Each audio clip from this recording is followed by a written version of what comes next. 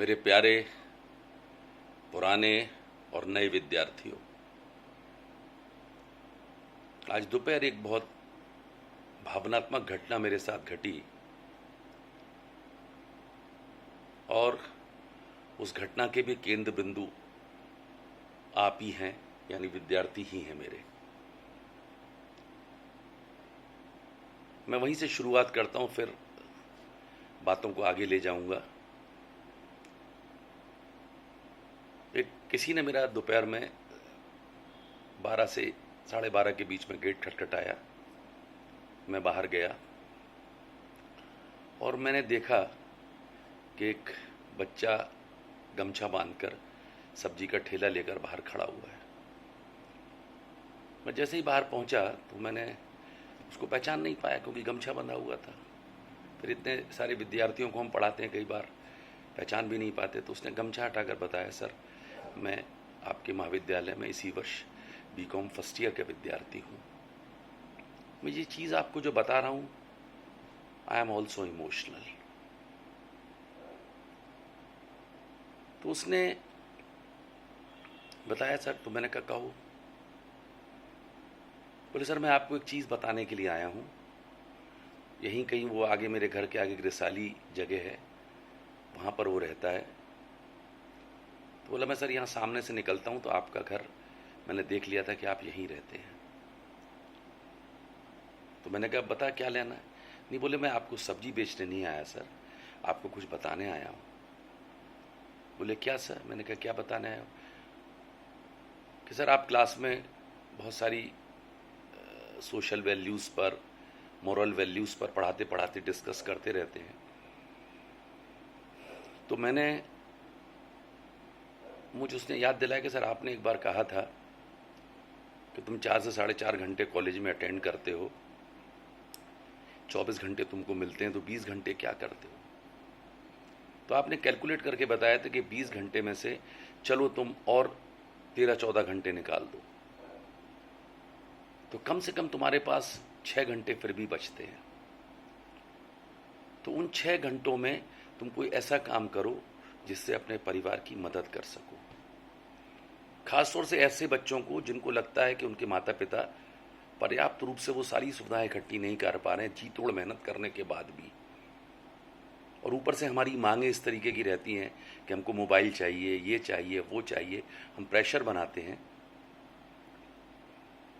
तो सोचिए माता पिता के सामने कितनी कठिनाई आ जाती है। मैं इकोनॉमिक्स में जब पढ़ाता हूँ तो पूरा घर का इकोनॉमिक्स रख देता हूँ। इमोशनल, वैसे भी मैं पहले दिन से ही बोल देता हूँ कि मैं तुमको इमोशनल इकोनॉमिक्स पढ़ाऊँगा, भावनात्मक अर्थशास्त्र पढ़ाऊँगा। पढ़ाता भी वैसे ही हूँ मैं।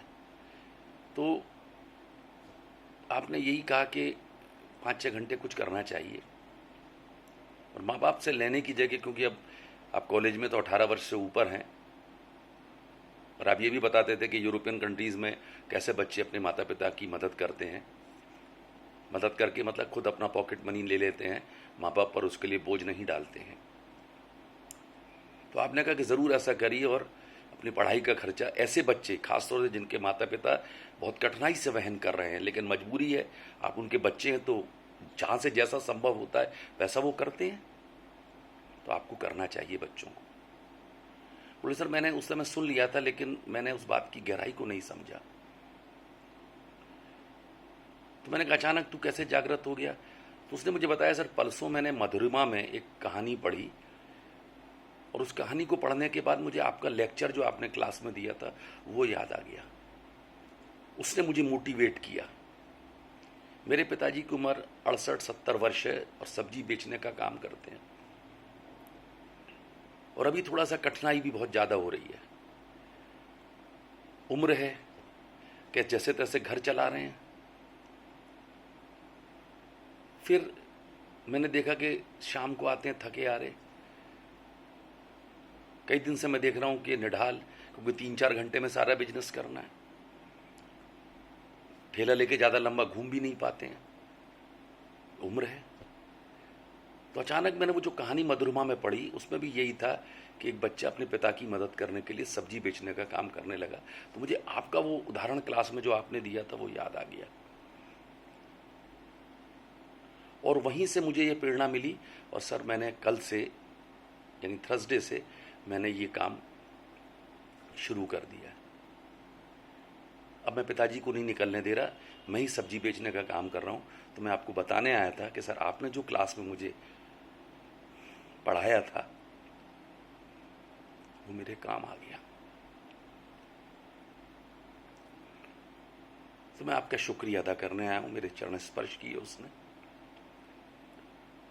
देन आई फील, और मैंने हमेशा इस बात को कहा है कि मैं जिन विद्यार्थियों को पढ़ाता हूँ, मेरे पढ़ाए हुए बहुत सारे विद्यार्थी मेरिट में और जिन्हें चार्टर्ड अकाउंटेंट और पता नहीं कहाँ कहाँ हैं। कल्याण कॉलेज के विद्यार्थी पता नहीं किस की ऊंचाइयों पर हैं, और वो अपनी काबिलियत से हैं। हमसे तो पढ़े हैं लेकिन उनकी खुद की काबिलियत है। लेकिन मुझे प्राउड इसलिए हुआ कि एक विद्यार्थी ने आज अपने पिता की सेवा करी, अपने घर का ख्याल रखा। एक शिक्षक की यही उपलब्धि है। और मेरे साथ ऐसी बहुत सारी घटनाएं हैं। मुझे तो कल ही ये घटना, आज सॉरी ये घटना घटी है तो मुझे याद है, क्योंकि मैं प्रेरित कर सका। पढ़ाने के लिए बहुत सारे विद्यार्थी हैं, बहुत सारी जगह हैं, एक से एक बेहतरीन शिक्षक हैं, लेकिन जो सामाजिक सोशल वैल्यूज हमें अपने बच्चों को समझाना है, वो हमारे शिक्षण में शामिल होना चाहिए।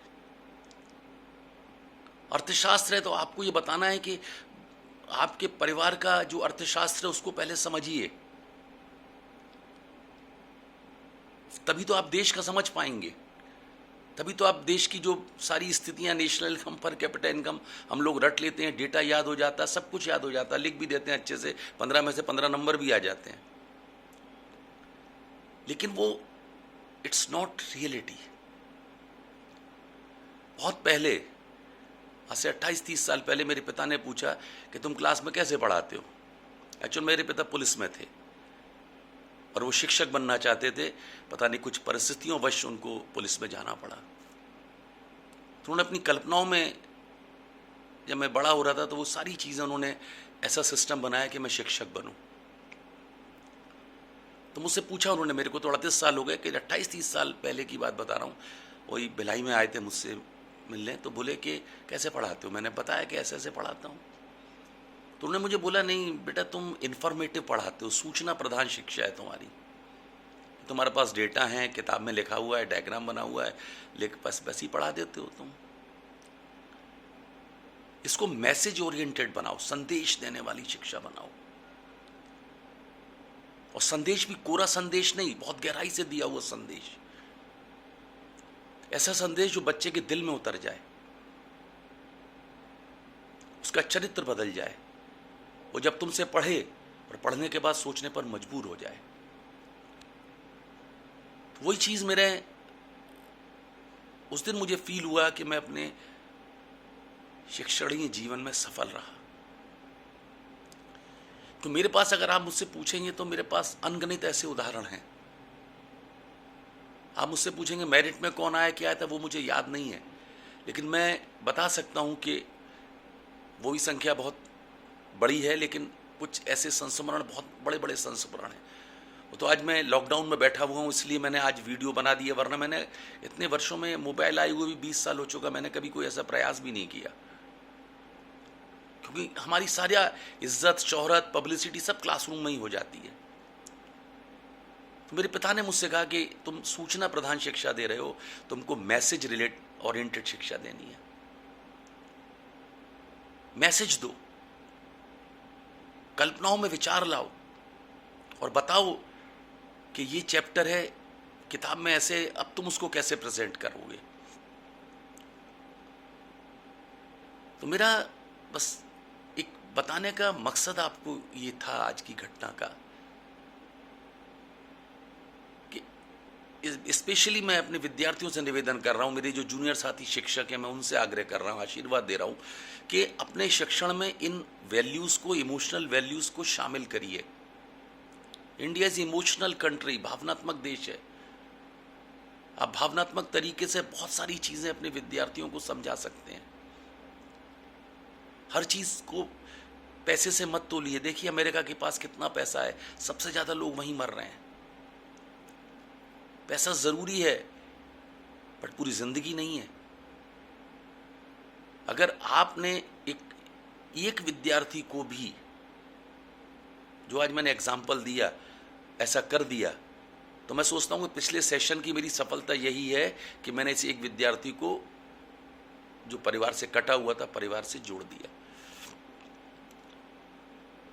जीवन में क्या हासिल होता है? यही तो हासिल होता है। एक अंश तो मदर टेरेसा का अपने अंदर रख लीजिए, एक अंश,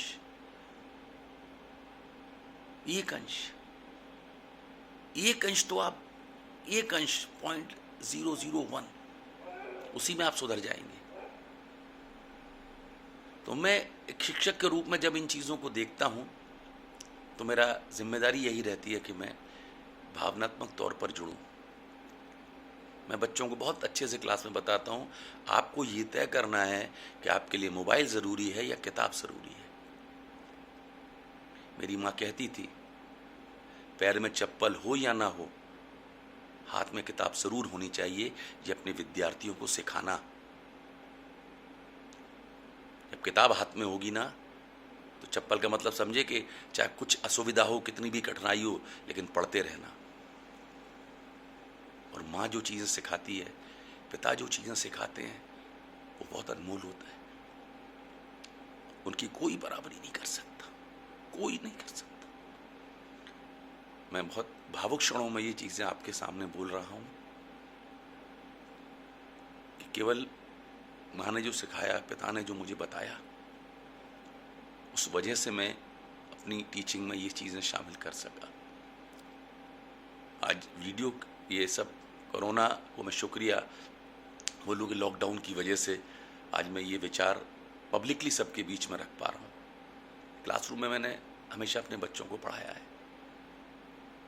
मेरी भावनाओं को आपने समझा होगा कि हमको क्या करना है, हमको क्या चीज़ बच्चों को समझानी है। बहुत सारे विचार हैं, लेकिन मैं वीडियो बड़ा ना हो जाए, इसलिए अपनी बात को यहीं समाप्त करता हूँ।